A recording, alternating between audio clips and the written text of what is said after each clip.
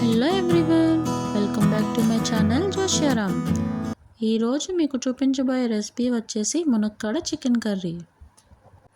నార్మల్గానే మునక్కాడని non veg recipes like chicken, mutton and prawn ఎందులో వేసుకున్నా దాని టేస్ట్ అయితే సూపర్ ఉంటుంది. ఈరోజు అయితే చికెన్ కాంబినేషన్లో మీకు చూపించబోతున్నానండి.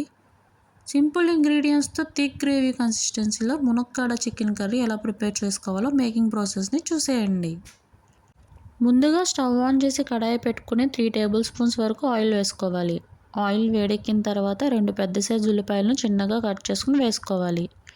నెక్స్ట్ 1 స్పూన్ వరకు సాల్ట్ని వేసుకుని ఒకసారి మొత్తాన్ని బాగా కలుపుకోవాలి.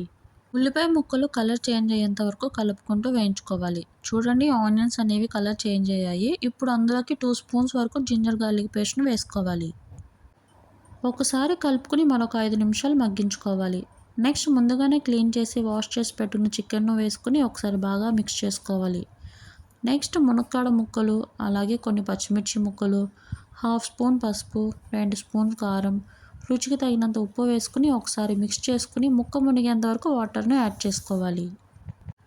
నెక్స్ట్ మూత పెట్టుకుని ఒక 30 నుంచి 40 నిమిషాల వరకు మంటని లో టు మీడియం ఫ్లేమ్లోకి అడ్జస్ట్ చేసుకుంటూ మధ్య మధ్యలో మూత తీసి కలుపుకుంటూ ఉడికించుకోవాలి. నెక్స్ట్ 1 స్పూన్ వరకు ధనియా పౌడర్, అలాగే కట్ చేసిన కొత్తిమీరను వేసుకుని మూత పెట్టి లో ఫ్లేమ్లో మరొక 10 నుంచి 15 నిమిషాల వరకు ఉడికించుకోవాలి. మీరు కావాలంటే కనుక 1 స్పూన్ వరకు చికెన్ మసాలా ఆర్ గరం మసాలాను కూడా యాడ్ చేసుకోవచ్చండి. చూడండి, మునక్కాడ అలాగే చికెన్ అనేది మంచిగా మగ్గిపోయిందండి అండ్ గ్రేవీ కూడా థిక్ కన్సిస్టెన్సీలో వచ్చిందండి. సో నెక్స్ట్ స్టవ్ ఆఫ్ చేసి వేడివేడి అన్నంలోకి సర్వ్ చేసుకుని కర్రీ యొక్క టేస్ట్ని ఎంజాయ్ చేయడమే. మరి ఎందుకండి ఆలస్యం, ఈ రెసిపీని మీరు కూడా ట్రై చేసి ఎలా వచ్చిందో కామెంట్ బాక్స్లో కామెంట్ చేయడం మాత్రం మర్చిపోకండి. మరొక టేస్టీ రెసిపీతో మళ్ళీ కలుద్దాం.